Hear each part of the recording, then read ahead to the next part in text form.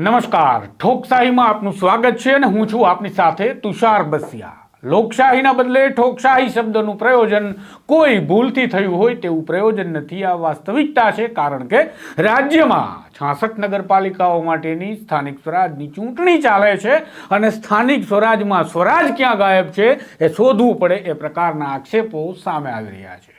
વિગતે વાત કરીએ આ ઠોકશાહીની અને ઠોકશાહીના પરિણામોની, જે આપણે ભવિષ્યમાં ભોગવવાના છે અને વર્તમાનમાં ભોગવી રહ્યા છીએ।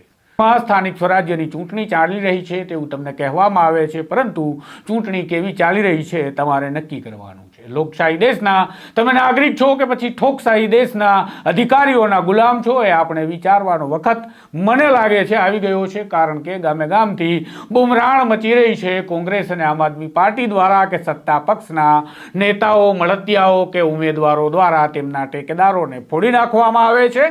ટેકેદારો સોગંદનામા રજૂ કરે છે કે આ સહી અમે નથી કરી અને ટેકેદારી પરત ખેંચીએ છીએ। ઉમેદવારી રદ થાય છે અને તેના કારણે ભારતીય જનતા પાર્ટીના ઉમેદવારને સીધો ફાયદો થાય છે।